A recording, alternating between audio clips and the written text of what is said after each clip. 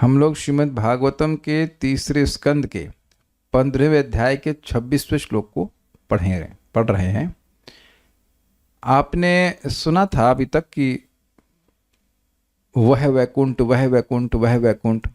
Basically बात ये चल रही है कि चार कुमार बिना किसी इच्छा के विभिन्न लोकों में घूम रहे थे और ऐसा करते करते वह वैकुंठ पहुंचे। तो उसी बात को फिर समझाया गया था कि वैकुंठ क्या है। अब वैकुंठ का वर्णन करने के बाद यहां पर वर्णन हो रहा है कि जब चार कुमार वैकुंठ पहुंचे, अब उस वैकुंठ में उनको क्या अनुभव हुआ, यह यहां पे श्लोक क्रमांक 26 में अनुभव होगा। This is extremely important, this extremely important, क्योंकि हम लोग फालतू में मर रहे हैं। रोज सुबह उठो, 16 माला जप करो, उसके बाद और जप करो, नियमों का पालन करो, काहे के लिए कर रहे हैं? जब तक व्यक्ति को उस स्थिति का पता ही ना हो कि कहाँ जाने वाले हैं, क्या उपलब्धि मिलने वाली है, why will he do it? He will not do it. And there are many people who do it. बहुत से लोग भक्ति में, पहले बात तो बहुत से लोग भक्ति में आते नहीं हैं, आते हैं बहुत कम। उसमें रह क्यों कम पाते हैं? क्यों कम पाते हैं? क्योंकि वो वैकुंठ का कुछ सुन ही नहीं रहे हैं। आप में से जितने भक्त अभी तक टिके हुए हैं कुछ भक्ति में, क्या आप लोगों को ड्रॉप करते हुए नहीं दिख रहे हैं? कारण क्या है? उनको वैकुंठ नहीं दिख रहा है। तो अभी हमें आंखों से नहीं दिख रहा है, लेकिन कानों से देखना है। बड़े कान से ध्यान पूर्वक सुनिए। चलिए मेरे पीछे बोलिए। तद विश्वगुर्वधिकृतम भुवनैकवन्द्यं दिव्यं विचित्र विबुधाग्र विमान शोचिः।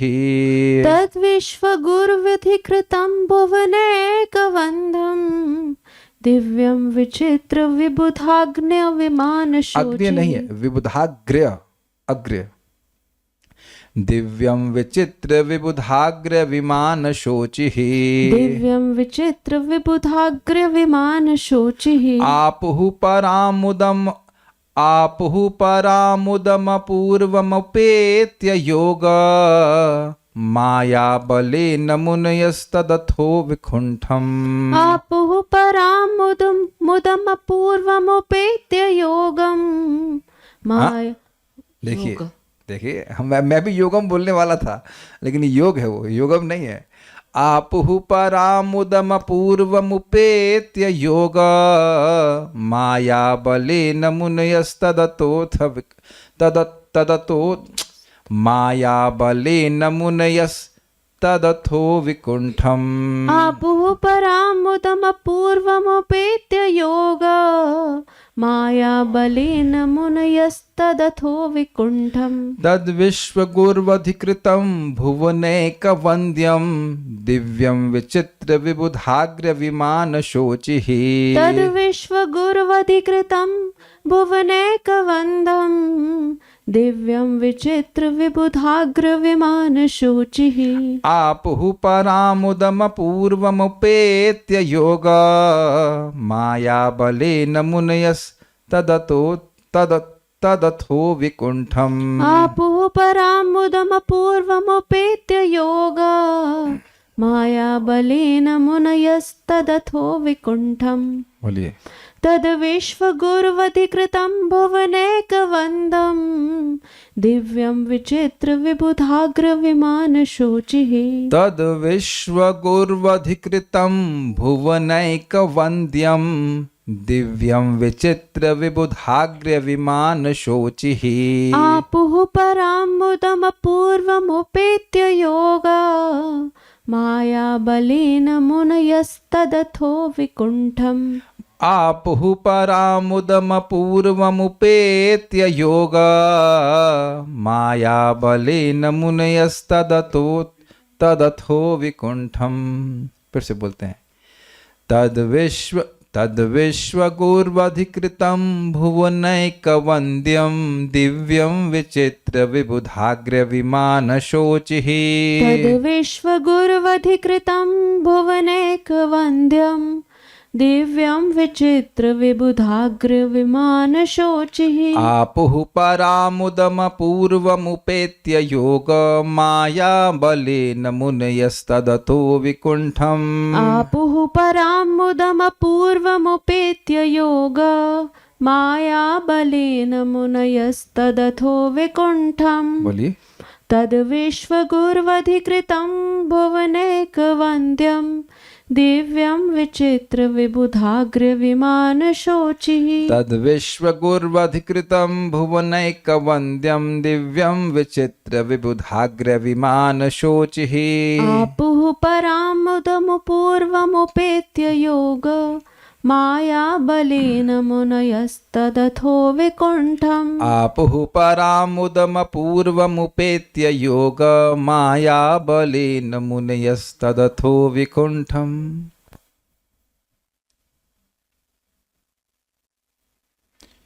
इस तरह सनक, सनातन, सनंदन तथा सनत कुमार नामक महर्षियों ने, यद्यपि ये महर्षि नाम रखा गया और ये है भी, लेकिन स्वरूप कैसा है, 4-5 साल के बच्चे की तरह, और वस्त्र भी धारण नहीं करते हैं।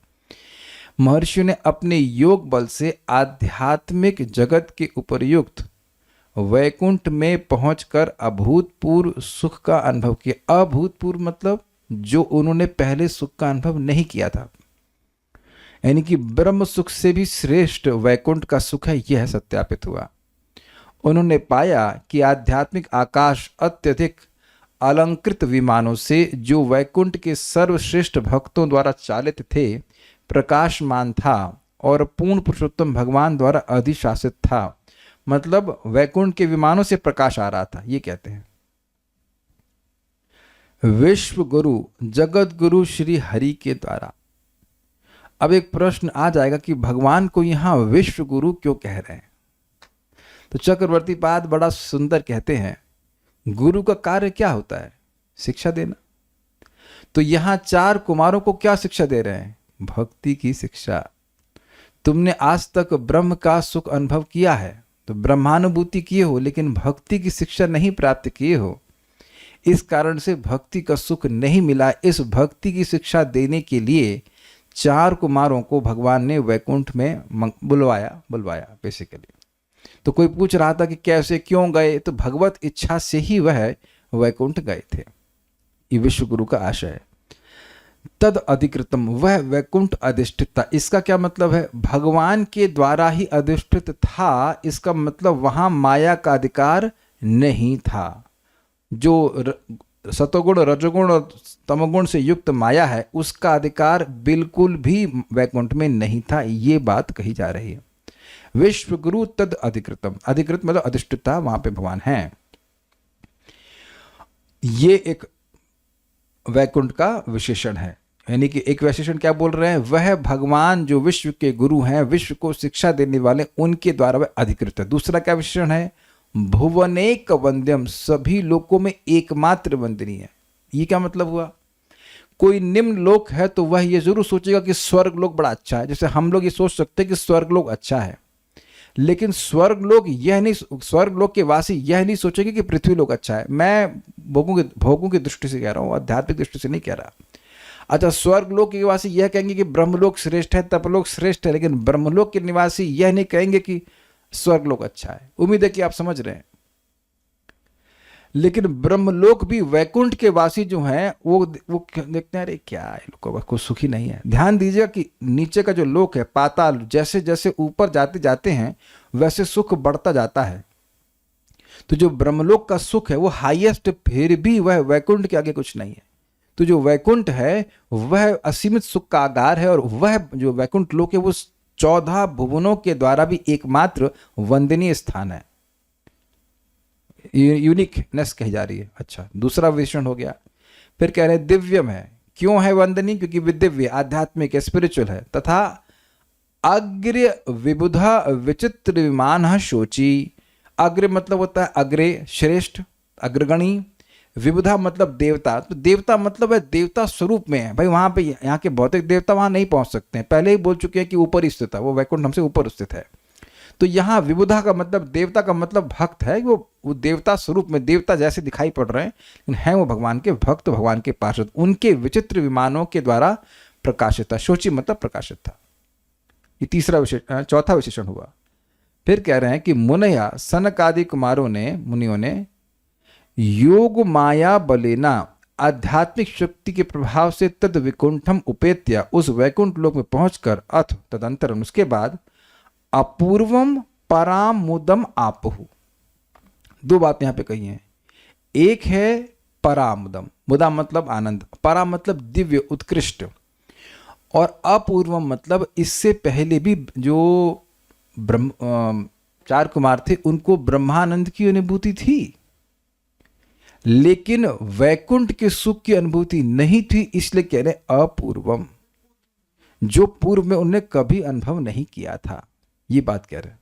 तो इससे बिल्कुल स्पष्ट हो रहा है कि ब्रह्मानंद के बाद भी भक्ति का सुख रहता है और भक्ति का सुख उससे उत्कृष्ट होता है। इसीलिए भगवान गीता में कहते हैं ब्रह्मभूता प्रसन्नात्मा न शोचति न कांक्षति समः सर्वेषु भूतेषु मद भक्ति लभते पराम। भक्ति का सुख ब्रह्मानंद से भी श्रेष्ठ होता है। इसकी तुलना मैं पहले भी कर चुका हूं, फिर बोल रहा हूं कि ब्रह्मानंद का सुख मान लीजिए एक बूंद के समान है, तो भक्ति का सुख अमृत के सागर में अवगाहन करना, उसमें स्नान करने के बराबर, उसमें गोते लगाने के बराबर है, उसकी कोई लिमिट ही नहीं है। ऐसा करके ये कुछ अंदाज दिए हैं प्रहलाद महाराज जी दिए। हरि भक्ति शुद्धोदय नामक ग्रंथ को कोट किया गया है। ये चैतन्य चरितामृत में श्लोक है, श्लोक बिल्कुल याद नहीं है, लेकिन वहां पे स्पष्ट लिखा हुआ है कि अगर ब्रह्मानंद को द्विपरार्ध गुना बढ़ाया जाए, द्विपरार्ध का मतलब ब्रह्मा की जो परम आयु है उसमें जो नंबर्स हैं उतना उसको मल्टीप्लाई किया जाए, तब भी वह भक्ति के सुख की एक बूंद के बराबर भी नहीं है। तो इस प्रकार का अपूर्व दिव्य आनंद को वहां पे प्राप्त किया। वहां जाते ही प्राप्त किया, कुछ किया नहीं, पहुंचते ही वहां सुख उनको अनुभव होने लग गया। वहां जैसे आध्यात्मिक शक्ति का प्रभाव था। अब ये जो योग माया बल है इसको दो तरह से एक्सप्लेन किया है। श्रीला श्रीधर स्वामी कहते हैं अष्टांग योग के बल से, लेकिन चक्रवर्ती पाद कहते हैं कि ये अष्टांग योग के बल से नहीं, मतलब अष्टांग योग मतलब उनकी शक्ति से नहीं, अपितु भगवान की शक्ति से वह गए थे, भगवान की इच्छा से वहां पहुंचे थे। जैसा कि हमने कल चर्चा करी थी कि भगवान की इच्छा होती है तो किसी त्रिगुणातीत व्यक्ति को भी अपने धाम में आने के लिए वह अलाउ करते हैं। तत् विश्व गुरु अधिकृतम, तत् मतलब वह, तब, तत् नहीं तब वो स्थान जो वैकुंठ था जो कि विश्व गुरु अधिकृतम, विश्व के गुरु भगवान विष्णु के द्वारा अधिकृत था, उस स्थान में जो भुवनैक वंद्यम, सभी भुवनों में एकमात्र वंदनीय है, दिव्यम अर्थात आध्यात्मिक है, विचित्र विबुधाग्र विमान सूची, विचित्र विमानों के द्वारा जो अग्रगणी देवता है उनके विचित्र विमानों के द्वारा जो प्रकाशमान है उसको आपो मतलब पाया। तो फिर क्या हुआ, कहते हैं पराम मुदम अपूर्व मुपेत्य, उसको पा करके उन्होंने दिव्य और अपूर्व आनंद की अनुभूति करी। तो वहां गए कैसे, तो कह रहे हैं योग माया बलिना, योग माया के बल से गए। कौन गए, मुनिया मतलब वो चार कुमार, अथ वैकुंठ मतलब उस, अथ मतलब अनंतर मतलब उसके वहां पहुंच करके उस स्थान में विकुंठा जहां पे शोक मोह किसी प्रकार की कुंठा नहीं है उस स्थान पर वो पहुंचे और सुख अनुभव किया। श्रीधरी उस समय उस अपूर्व वैकुंठ लोक में जाकर उन सनकादि महर्षियों को अत्यंत उत्कृष्ट कोटि के आनंद की प्राप्ति हुई। इस श्लोक में वैकुंठ के अपूर्वत्व के प्रतिपादन में ये सब हेतु उपन्यस्त किए गए हैं। समझे बात, कि चार कुमारों को ऐसा अपूर्व आनंद क्यों प्राप्त हुआ, उसके कारण को बता रहे हैं। पहला कारण है कि वह वैकुंठ विश्व गुरु अर्थात श्री हरि के द्वारा अधिष्ठित था, वहां भगवान रहते इसलिए आनंद प्राप्त हुआ। एक भुवनैक वंद्यम अर्थात वह सभी लोगों के लिए परम वंदनीय था। ध्यान दीजिएगा कि चार कुमार रहते हैं, मैं भूल रहा हूं, ब्रह्मलोक से जस्ट नीचे वाला तपलोक है, if I am not wrong, हाँ तपलोक में विद्यमान रहे, तपलोक में रहते हैं। तो तपलोकों के निवासी भी वैकुंठ का वंदना करते हैं क्योंकि वहां से सुख प्राप्त है। क्लियर। दिव्यम क्योंकि वह दिव्य स्थान था, अलौकिक था, आध्यात्मिक था, इस कारण से उनको अपूर्व आनंद प्राप्त हुआ। समझ रहे हैं बात। ये जो वैकुंठ के विशेषण थे उसको इसलिए बताया जा रहा है ताकि यह समझाया जाए कि चार कुमारों को वहां अपूर्व आनंद क्यों प्राप्त हुआ। फिर कह रहे हैं विचित्र विबुधाग्र विमान शोची, अर्थात उसमें श्रेष्ठ देवताओं के विमान की कांति फैल रही थी। तो ये श्रेष्ठ देवता कौन है? वैकुंठ के पार्षद। इस भौतिक जगत के देवताओं की बात नहीं हो रही, वहां तो उनका प्रवेश ही नहीं है भौतिक जगत के देवताओं का। उस लोक में सनकादि महर्षि अपनी योग माया बल अर्थात अष्टांग योग के प्रभाव से पहुंच गए। परमेश्वर की योग माया का अर्थ है उनकी चित्त शक्ति का विलास। अब ये लास्ट लाइन नहीं समझ में आई होगी, लास्ट लाइन नहीं समझ में आई होगी। देखिए, आज तक आपने योग माया का क्या अर्थ लिया? वेदवाद में बताइए, योग माया का मतलब क्या होता है? जब भी योग माया सुनते हैं तो क्या अर्थ समझती हैं आप? बताइए, जो भी अर्थ समझती हैं बताइए। योग माया भगवान की वह शक्ति है जो भगवान के लीला को संपादन करते, बेसिकली भगवान, हाँ, भगवान के अंतरंग हृदय में। तो भगवान की अंतरंग शक्ति से कि इनके पास कहां से आ गई, ये प्रश्न आएगा कि इनके पास भगवान की अंतरंग शक्ति कहां से आ गई। तो श्रीला श्रीधर स्वामी ये अंडरस्टैंडिंग ले रहे हैं कि योग माया मतलब अष्टांग योग किए, यस भगवान पे ध्यान किए, लेकिन उनको ऐसी सिद्धि प्राप्त हुई। अन्यचार भी समझाते हैं, अणिमा आदि सिद्धि प्राप्त होती है जिसमें वो छोटा हल्के से भी हल्का हो जाता है और इस प्रकार वे वैकुंठ पहुंच गए। लेकिन ध्यान देना होगा कि भगवत इच्छा है। तो यहाँ पे योग माया का अर्थ यह नहीं कि वे भगवान की चित्त मतलब खुद की कोई चित्त शक्ति है जो कि भगवान के पास होती, उससे वो पहुंच गए। कुछ समझा पा रहा हूं? योग माया जो भगवान की है, भगवान की चित्त शक्ति, स्पिरिचुअल एनर्जी है। तो जब बोल रहे हैं कि योग माया के द्वारा पहुंच गए, तो इनके पास कोई योग माया नहीं है उस तरह की। तो इसलिए यहां पे योग माया का अर्थ है कि वह अष्टांग योग के प्रभाव से वह पहुंच गए, ये बात बोलते हैं। सारा अर्थ दर्शनी। अब वहां वैकुंठ में सनकादि के गमन का वर्णन कर रहे हैं। फिर सनकादि मुनियों ने उस वैकुंठम अर्थात जहां कुंठा अर्थात शोक मोह आदि दूर हो गए, अर्थात वैकुंठ में योग माया बलिना, योग माया अर्थात भगवत धाम में भगवान की इच्छा के अनुसार चलने वाली श्री भगवान की शक्ति, न कि अपनी शक्ति से उपेत्य अर्थात पहुंचकर। यानी कि ये जो भगवान के धाम में पहुंचे हैं, ठीक है वो अष्टांग योग किए जो कुछ किए, लेकिन सारे अष्टांग योगी तो वैकुंठ नहीं पहुंच पा रहे हैं। तो इसको हमने कल सुना था शाम, है ना, चक्रवर्ती पाद की टीका में, भगवत इच्छा से ही कोई त्रिगुणातीत व्यक्ति कभी कभी वैकुंठ जाने की योग्यता प्राप्त कर लेता है, लेकिन वह कुछ समय के लिए वहां पर जाता है। जब तक वह शुद्ध भक्त नहीं हो जाता तब तक वो परमानेंटली वैकुंठ में नहीं रह सकता है। अगर आप लोग कल क्लास में आए थे तो आपको याद होगा ये बात। तो भगवान की इच्छा से हुआ है। योग माया वो शक्ति है जो आध्यात्मिक जगत में कार्य करती है और भगवान की इच्छा से कार्य करती है, उनकी लीलाओं को संपादित करती है, लीलाओं को प्रकट करती है, इत्यादि बहुत सारे कार्य करती है। हाँ ठीक है। भगवत कृपा से परम आनंद अपूर्व रूप से, यानी कि पहले जो प्राप्त नहीं किया था उस तरह से प्राप्त किया, ये तो स्पष्ट है, अपूर्व रूप से प्राप्त किया। यहां पराम और अपूर्वम इन दो शब्दों के द्वारा उनके ब्रह्मानुभव आनंद से भी वैकुंठ के आनंद की अधिकता दिखाई गई है। समझिए, जिस आनंद का अनुभव कर रहे थे उससे परे आनंद की अनुभूति करी। इससे सूचित हुआ कि श्रेष्ठ आनंद था, और जिस आनंद की वह अनुभूति निरंतर कर रहे थे उससे अपूर्व आनंद की अनुभूति करी। कैच किया सब लोग ने? सब ऐसा रिएक्शन दे रहे, लग रहा है मैं हैब्रू बोल रहा हूं या हाँ ना, कुछ नहीं समझ में आ रहा है, नहीं समझ में आया। देखिए और कैसे समझाऊं।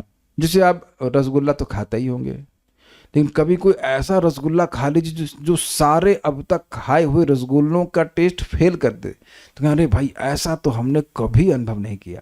तो रसगुल्ला तो खाए भाई, लेकिन ऐसा नहीं खाए।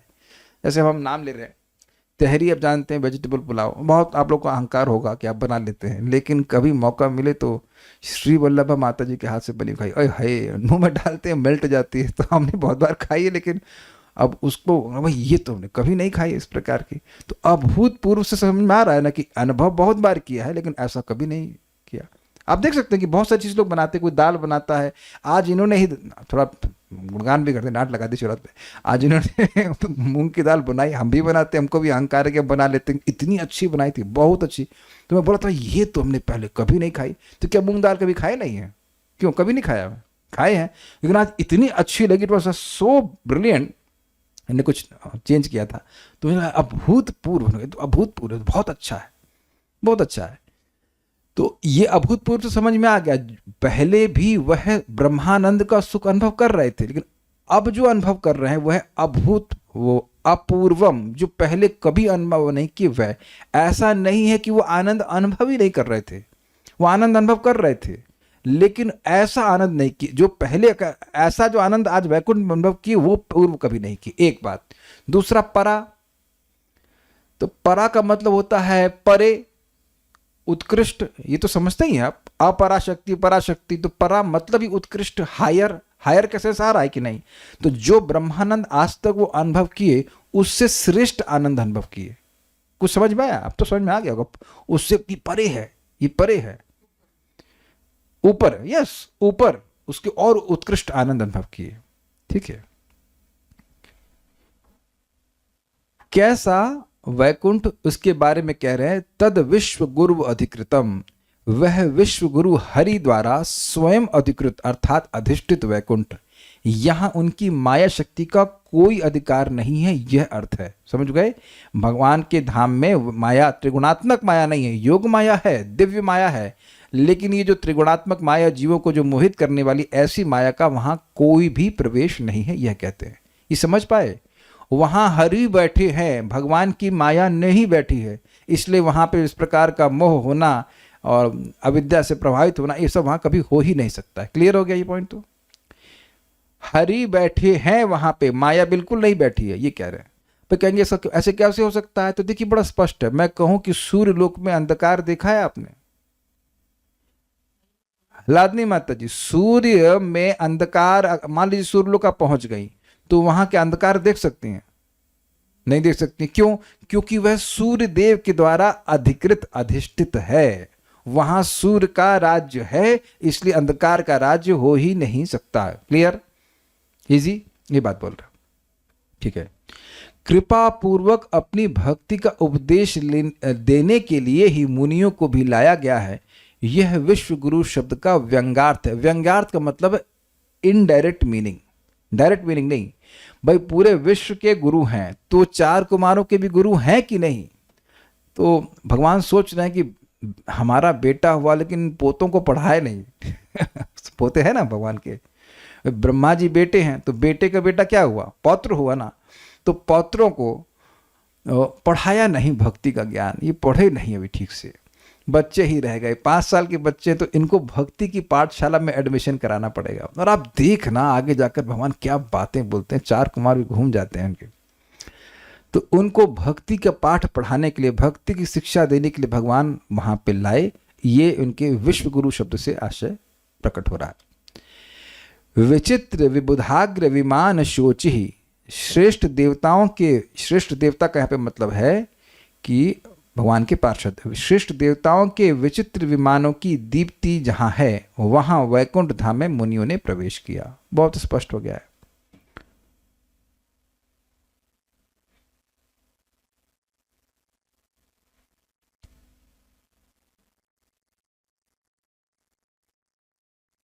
अच्छे एक भक्त ने कोट कर दिया है, कल्याण प्रभु भेजे हैं, हरि भक्ति शुद्धोदय का 14.36 श्लोक है, और ये कोट किया गया है चैतन्य चरितामृत के मध्य लीला के 24वें अध्याय का 37वां श्लोक। श्लोक बड़ा सुंदर है। त्वत्साक्षात् कर्ण कारणाह्लाद विशुद्धाब्धि स्थितस्य मे सुखानि गोष्पदायन्ते ब्रह्मणि अपि जगद्गुरु। इसका अनुवाद इस प्रकार से कि हे भगवान, हे मेरे स्वामी, हे ब्रह्मांड के स्वामी, मैं क्योंकि आपको साक्षात देख पा रहा हूं, तो जो दिव्य सुख है मेरा वह एक महान सागर के समान हो गया है। इस सागर में स्थित होने के कारण मैं अनुभव कर रहा हूं कि ये जो ब्रह्म अनुभूति का सुख है वह तो मात्र एक बछड़े के खुर से अगर मान लीजिए कोई गड्ढा बन जाए उसमें पानी भरा हो उतने सुख के बराबर है। तो ये अच्छा किया आपने भेज दिया, ब्रह्मणि अपि जगद्गुरु। ठीक है। तो चैतन्य चरितामृत के मध्य लीला के 24वें अध्याय के 37वें श्लोक 24.37 को आप देख लेना, पढ़ लें। तो ये है, दिखा रहा है कि ब्रह्म का सुख जो है वह भक्ति के सुख के आगे नगण्य। क्योंकि देखिए कोई भक्त जो भक्ति का अनुभव कर लिया है वह कभी ब्रह्मवादी नहीं बना है, लेकिन उदाहरण हैं ऐसे जो ब्रह्मवादी हैं वो भगवान के भक्त बने। भगवान स्वयं ही कहते हैं, बहुनाम जन्मनाम अन्ते ज्ञानवान माम प्रपद्यते वासुदेवम सर्वमिति स महात्मा सुदुर्लभ। तो ज्ञानियों को सुदुर्लभ नहीं कह रहे हैं, वो ज्ञानी जो खूब जन्मों में पक गया, अच्छे से मतलब परिपक्व हो गया उसका ज्ञान, तब वो समझा कि भगवान वासुदेव ही सब कुछ है, भगवान की भक्ति में वो आता है। इसलिए क्या ना, सुखदेव गोस्वामी भगवान के भक्त बने हैं, लेकिन कोई भगवान का भक्त ब्रह्मवादी बना हुआ ऐसा नहीं है। जैसे एक सिंपल सी बात है, आज इन्होंने मूंग की दाल बड़े अच्छी तरह से बनाया, कुछ ट्वीक कर दिया, तो अब मैं इनको बोला जब भी बनाना ऐसे ही बनाना। When you get a higher test, तो मन में था ना वो लोअर वाला नहीं करेंगे, इस नॉर्मल, इज नथिंग न्यू। तो जिसको भक्ति का सुख प्राप्त हो गया, वो ब्रह्मानंद के सुख के बारे में क्यों विचार करेगा। तात्पर्य, पूर्ण पुरुषोत्तम भगवान अद्वितीय हैं। अद्वितीय मतलब उनके अलावा कोई नहीं है, उनके जैसा कोई नहीं है। वे सबों के ऊपर है, न तो कोई उनके समान है न उनसे बड़ा है। अतएव उन्हें यहां विश्व गुरु कहा गया है। वे संपूर्ण भौतिक तथा आध्यात्मिक सृष्टि के आदि पुरुष हैं और भुवनेक वंद्यम अर्थात तीनों लोकों में एकमात्र पूज्य व्यक्ति हैं। आध्यात्मिक आकाश के विमान स्वतः प्रकाशित रहते हैं और भगवान के महान भक्तों द्वारा संचालित होते हैं। दूसरे शब्दों में, वैकुंठ लोक में भौतिक जगत में उपलब्ध वस्तुओं की कोई कमी नहीं है। वे उपलब्ध हैं, किंतु वे अधिक मूल्यवान हैं क्योंकि वे आध्यात्मिक हैं, अतः शाश्वत तथा आनंदमय है। अब ये बहुत सुंदर बात है। इस जगत में लोग घर चाहते हैं, पत्नी चाहते हैं, पति चाहते हैं और बहुत सारी चीजें चाहते हैं। उनमें से किसी भी चीज की कोई कमी वैकुंठ में नहीं है। देखिए, बड़ी सिंपल सी बात है। आप लोग जिस घर में रह रहे हैं, किराए का हो खुद का हो, उसको तोड़ दिया जाए या वहां से निकाल दी जाए तो लोगों को दुख होगा, सही से स्वाभाविक सी बात है। लेकिन अगर श्रेष्ठ मकान दिया जाए, श्रेष्ठ स्थान दिया जाए, तो आपको कोई दुख नहीं होगा। फॉर एग्जाम्पल, एक और समझिए, आप ट्रेन में आप मान लीजिए स्लीपर में बैठे हैं। कभी हुआ किसी के साथ कि स्लीपर में बैठा है और कुछ ऐसा हुआ कि कुछ तो हो रहा है, आप स्लीपर का टिकट लिए, हाँ स्लीपर का टिकट लिए थे, वेटिंग में था आपका टिकट, तो आपको लग रहा था कि यार स्लीपर का भी नहीं मतलब रिजर्वेशन मिलेगा, जाना पड़ेगा, नीचे उतरना पड़ेगा। लेकिन टिकट टीटी आके बोलता है कि एसी में सीट खाली है, वहाँ चले जाओ, और उतने ही पैसे में आपको एसी का भी बुकिंग मिल जाता है। पता नहीं कभी किसी को हुआ है कि नहीं हुआ, लेकिन अगर ऐसा होता है तो व्यक्ति बड़ा खुश हो जाता है। हम अपने अनुभव बता रहे हैं कि इससे पहले वाले जिस घर में रहते थे तो उसमें काफ़ी असुविधा थी। तो जब छोड़ने के लिए कहा गया मकान मालिक के द्वारा, तो हमें दुख हो रहा, नहीं क्या है इतना जल्दी छोड़ रहे हैं। लेकिन जब इस घर में आए तो भगवान कृपा से घर बहुत अच्छा है। तो जैसे ही देखे, मतलब अगले दिन की बात थी कि अगले दिन हम जाके यहाँ पे देखें, ओह ये तो स्थान बहुत अच्छा है, तो वहां से भागे मतलब अगले दिन सब पैक करो, चलो। आप समझ रहे हैं बात। जब ये बोला जाए कि वहां कोई नहीं है, कोई विविधता नहीं है, कुछ नहीं है, ब्रह्म की बात करें, तो आप कहेंगे भाई यहाँ तो पत्नी है, बच्चे है, खाने को मिल रहा है, सब कुछ है, तो यहाँ रहना अच्छा है ना। लेकिन जब आप सुनेंगे कि भाई सुंदर पत्नी है, सुना था आपने, पत्नियां हैं, पति हैं, शरीर अच्छा है और शाश्वत रूप से आपको स्वस्थ शरीर मिलेगा, कोई आपको डॉक्टर का बिल नहीं, कुछ नहीं, विमान मिलेगा, सब कुछ। यहाँ तो ई स्कूटी में भाग रहे हैं इधर से उधर चार्ज करो या पेट्रोल भराओ, धुआं हो रहा है, एक्सीडेंट हो रहा है, वहाँ विमान भी मिलेगा। जब सब कुछ अच्छा मिलेगा तो व्यक्ति वहाँ वैकुंठ क्यों नहीं जाना चाहेगा। I hope it is very clear. भाई इस जगत में भी तो लोग मर के अमेरिका क्यों जाना चाहते हैं। वहाँ सोचते हैं कि अच्छी कारें मिलेंगी, ये मिलेगा, वो होना तो वही चीज़ है, कुछ नया तो है नहीं, वही खाने को मिलेगा, वही आहार निद्रा भय मैथुन मिलेगा। लेकिन फिर भी वो सोचते हैं कि उत्कृष्ट मिलेगा तो वहाँ चले जाते हैं। क्या आप इस बात को तो कोई विरोध नहीं करेगा। तो प्रभुपाद बहुत सुंदर बात कह रहे हैं कि जो भी चाहते हो वो सब मिलेगा। एक बार जब हम आश्रम में थे तो वहाँ पे कुछ दूध का झगड़ा हो रहा था कि हमको दूध नहीं मिला, उसको मिला। हमने कहा यार थोड़े दिन की बात है, भक्ति कर लो, सब ब्रह्मचारी हो, भगवान के पास चले जाओगे, वहाँ दूध बाल्टी उसी में नहा लेना, कोई दिक्कत नहीं, क्या झगड़ रहे हो उसके लिए, no come on, like that. It's actually a fact, it's not very फार।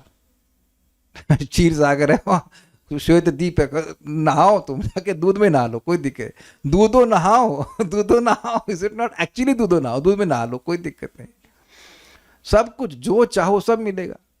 तो क्यों यहां पे आसक्त हो रहे हो। और आनंदमय भी हैं। मुनियों को अभूतपूर्व सुख का अनुभव इसलिए हुआ क्योंकि वैकुंठ किसी समान व्यक्ति द्वारा अधिशासित न था। वैकुंठ लोक कृष्ण के अंशों द्वारा अधिशासित हैं जो मधुसूदन डॉट डॉट डॉट जाने जाते हैं। इसका क्या मतलब है? इसका मतलब यह है कि भगवान श्री कृष्ण का धाम है गोलोक धाम और उनके अनेक अनेक विस्तार हैं। इनका नाम है नारायण, संकर्षण, प्रद्युम्न, अनिरुद्ध, मधुसूदन। ऐसे जो नाम आप सुन रहे हो, इन नामों वाले विष्णु स्वरूप हैं, चतुर्भुज रूप, और वह विभिन्न प्रकार के वैकुंठों को अधिष्ठित किए रहते हैं। अधिष्ठित मतलब उनके इस सुप्रीम, क्या कहते हैं, प्रिसाइडिंग डेटी वहाँ के हैं। कुछ समझ रहे हैं बात? जैसे इंद्रलोक है, चंद्रलोक है, तो चंद्रमलोक में चंद्रमा जो है वो मेन देवता है। तो ऐसे भगवान अलग अलग वैकुंठों में अलग अलग विष्णु स्वरूपों में है। समझ गए? इसीलिए प्रभुपाद जी ने यहाँ पे मधुसूदन डॉट डॉट डॉट मतलब मधुसूदन एक्सेट्रा ऐसे करके विभिन्न स्वरूपों में भगवान वहां पे विद्यमान है। ये दिव्य लोक इसलिए पूजनीय हैं क्योंकि इनमें स्वयं भगवान शासन करते हैं। कहा जाता है कि चारों मुनि अपने योग बल से दिव्य आध्यात्मिक आकाश में पहुंचे। यही योग पद्धति की सिद्धि है। प्राणायाम तथा अच्छा स्वास्थ्य बनाने के लिए अनुशासन ही योग सिद्धि के अंतिम लक्ष्य नहीं है। क्लियर है कि केवल प्राणायाम और कपाल भाती, अनुलोम विलोम करके पेट ठीक हो गया, ये कोई योग की उपलब्धि नहीं है। You can do that but not, ये योग की उपलब्धि नहीं है। योग प्रणाली समान रूप से अष्टांग योग या सिद्धि के रूप में जानी जाती है। योग सिद्धि के बल से मनुष्य हल्के से हल्का और भारी से भारी हो सकता है। वह जहां चाहे जा सकता है और इच्छानुसार ऐश्वर्य प्राप्त कर सकता है। ऐसी 8 सिद्धियां होती हैं, अणिमा, लघिमा इत्यादि इत्यादि। चारों कुमार ऋषिगण हल्के से हल्का होकर वैकुंठ पहुंचे और इस तरह उन्होंने भौतिक जगत के अंतरिक्ष को पार किया। आधुनिक यांत्रिक अंतरिक्ष यान इसलिए असफल हैं क्योंकि वे इस भौतिक सृष्टि के सर्वोच्च क्षेत्र में नहीं पहुंच सकते और आध्यात्मिक आकाश में तो प्रवेश कर ही नहीं सकते। देखिए, चंद्रमा तक पहुंचने में इतना बवाल हो रहा है, तो क्या ब्रह्मलोक पहुंचेंगे और इस ब्रह्मांड के बाहर तो जा ही नहीं सकते। किंतु योग सिद्धि से मनुष्य न केवल भौतिक अंतरिक्ष में यात्रा कर सकता है अपितु भौतिक अंतरिक्ष को पार करके आध्यात्मिक आकाश में प्रवेश कर सकता है। हम इस तथ्य को दुर्वासा मुनि तथा महाराज अम्बरीश विषय घटना से भी जानते हैं। ऐसा समझा जाता है कि दुर्वासा मुनि ने 1 वर्ष तक सर्वत्र यात्रा की और वे आध्यात्मिक आकाश में भगवान नारायण से भेंट करने गए। वर्तमान मानदंड के अनुसार विज्ञानियों की गणना है कि यदि कोई प्रकाश की गति से यात्रा कर सके तो इस भौतिक जगत के सर्वोच्च लोक तक पहुंचने में 40,000 वर्ष लग जाएंगे। किंतु योग पद्धति मनुष्य को बिना सीमा या कठिनाई के उठा ले जा सकती है। इस श्लोक में तात्पर्य बिल्कुल स्पष्ट है, कुछ व्याख्या नहीं करना है। इस श्लोक में योग माया शब्द आया है। योग माया बलेन विकुंठम। आध्यात्मिक जगत तथा अन्य समस्त आध्यात्मिक प्राकट्यों में प्रदर्शित दिव्य सुख योग माया के बल से संभव बन पाते हैं। कह रहे हैं, प्रभुपाद समझा रहे हैं, योग माया बलिन विकुंठम को इस तरह से ले रहे हैं कि ये जो वैकुंठ है, इसका जो सुख है, जो वहां पे कुंठा नहीं है और आध्यात्मिक सुख है, वह भगवान की योग माया शक्ति के प्रभाव से। इतना बहुत समझा रहे हैं। और भी कुछ कहना चाहते हैं। ब्रह्मानंद की शिक्षा कैसे प्राप्त हुई? जब 4 कुमार तो सृष्टि के प्रारंभ में थे। एक प्रश्न यह है कि उनको ब्रह्म की अनुभूति करने की शिक्षा कैसे प्राप्त हुई? देखिए, इस पर मैं कुछ कह नहीं सकता क्योंकि शास्त्र में ऐसा कोई वर्णन नहीं है। अब नारद जी ब्रह्मा जी के द्वारा प्रकट हुए तो वो पहले से ही भक्त थे। अब 4 कुमार पहले से ही ब्रह्म ज्ञानी के रूप में प्रकट हो रहे हैं, तो उसके बारे में व्याख्या नहीं हो रही कि उन्हें कैसे प्राप्त हुआ। आई कांट से एनीथिंग कि वो ब्रह्म में क्यों आ सकते थे, ब्रह्मवादी क्यों थे, हमको नहीं पता उसके बारे में, और न ही कोई वर्णन हम शास्त्र में अभी तक एटलीस्ट नहीं सुना है कि वैसा क्यों थे। तो थे, बस इतना वर्णन है, यही तो सुना था हम लोगों ने। मुनिर मोक्ष परायण था, इतना बात बोल रहे हैं, और तो डिटेल उनके बारे में कुछ बताया नहीं गया। भगवत कथा के प्रवक्ता को कैसे प्रसन्न कर सकते हैं? आपने क्लास की शुरुआत सुन लीजिएगा कैसे हुई थी। देखिए, कथा जब बोली जा रही है तो उसको मनोयोग से सुनना चाहिए। इससे कोई भी व्यक्ति प्रसन्न होता है। आप भागवत कथा की बात छोड़िए, आपने कभी किसी से बात की है? Any spaces out? कभी बात करिए, वो अपने में खोया हुआ है, वो की बात सुन नहीं रहा है, तो क्या क्रोधित होते हैं कि नहीं? बता, यहाँ पे हैंड नहीं रेज करवा रहा हूँ, लेकिन माता जी लोग जो शादीशुदा हैं, क्या कभी पति से झगड़ा हुआ इस बात पे? आप तो मेरी बात सुनते ही नहीं, आप सुनाती हो और वो सुन नहीं रहे होते हैं, ध्यान नहीं दे रहे होते हैं, तो क्या झगड़ा नहीं होता इसके ऊपर? सब लोग ऐसा, किसका कभी भी इस बात पे झगड़ा नहीं हुआ है? वो बोल रही है और पति नहीं सुन रहा है, तब भी वो शांत है। ओके, कोई हाथ नहीं खड़ा कर रही है, इसका समर्थन हो गया। ऐसे ही, और ये टीचर बोल रही है और बच्चे अपने मस्त हैं, तो कितनी डांट पड़ती, गुस्सा आता है। तो बेसिकली बात बहुत सिंपल है, you can if you have to, point is very simple कि कृष्ण के बारे में कोई व्यक्ति बोल रहा है तो उसको अनमनस्क हो करके नहीं सुनना चाहिए, सुन भी नहीं पाएंगे। एक बात हमेशा ध्यान रखना कि हम अनमनस्क तभी होते हैं, अनमनस्क मतलब मन कहीं और जाता है, जब हम उस वस्तु को महत्व ना दें। अगर ये लग रहा है कि चीज़ महत्वपूर्ण है तो अपने आप व्यक्ति मन लगाता है, स्वीकार है। अब ये सब बात सुनेंगे, इस विज्ञान को समझेंगे तो वैकुंठ की प्राप्ति होगी। तो अगर ये बात होगा तो व्यक्ति अपना ये बात थोड़ा समझेगा, विवेक होगा तो करेगा, और नहीं तो हाफ हार्टेडली सुनेंगे तो वैकुंठ पहुंचेंगे, ऐसा होना नहीं है। इस तरह से नहीं होता है, इस तरह से होता नहीं है। इस बात को आप, हम समय मिलेगा तो मैं शायद सुबह पढ़ा दूंगा। श्रीमद् भागवतम के महात्म्य में लिखा हुआ है कि गोकर्ण जी कथा कर रहे थे और धुंधकारी सुन रहा था। वो भूत था ना, भूत की योनि में था, और प्रेत योनि में। एक हफ्ते के बाद ही वो वैकुंठ से विमान आया, लेके चला गया, और बाकी लोग जो सुन रहे थे वो नहीं गए। तो वहां बिल्कुल स्पष्ट वो पूछे गोकर्ण जी से, ये क्या है? तो मैं समझ रहा हूँ वैकुंठ के पार्षद बोलते हैं आकर के, कौन बोलता है हमें याद नहीं आ रहा, अभी मैंने बहुत डिटेल में नहीं पढ़ा था, थोड़ा थोड़ा सा पढ़ा है उसको। लेकिन वो बोलते हैं कि बाकी लोग अब अपना घर परिवार के बारे में सोच रहे हैं, सब सोच रहे हैं, तो फिर कहाँ उनका मन लगेगा? तो ध्यान पूर्वक सुनने से व्यक्ति को फायदा होता है। कह रहे हैं कि inquisitive nature also pleases, yes, लेकिन मेन बात यह है कि सुनने का आग्रह होना चाहिए। ये देखिए, इंक्विजिटिवनेस में एक दिक्कत होती है, ये देखा गया है कि जब वक्ता कुछ बोल रहा है उसको नहीं सुन रहा होता है, वो अपने प्रश्न के बारे में सोच रहा होता है। ये बहुत बहुत ये भी मिस्टेक है। जब वक्ता कुछ बोल रहा है उसको सुनना चाहिए। आप केवल प्रश्न करने के लिए नहीं आए हो यहाँ पे। आपका मतलब कोई भी व्यक्ति सुनने जा रहा है तो पहले सुने तो सही कि बात क्या बोली जा रही है। ये सबके संग हो जाता है कि वो प्रश्न घूमता रहता है और वक्ता क्या बोल रहा है वो व्यक्ति सोच ही नहीं, सुन नहीं पाता।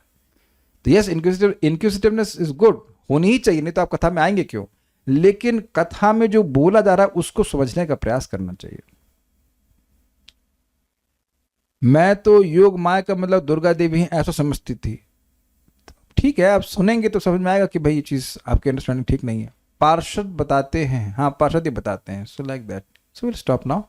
श्रीमद् भागवतम की जय, श्रील प्रभुपाद की जय, निताई गौर प्रेमानंदे। अब इसके बाद क्या होता है वो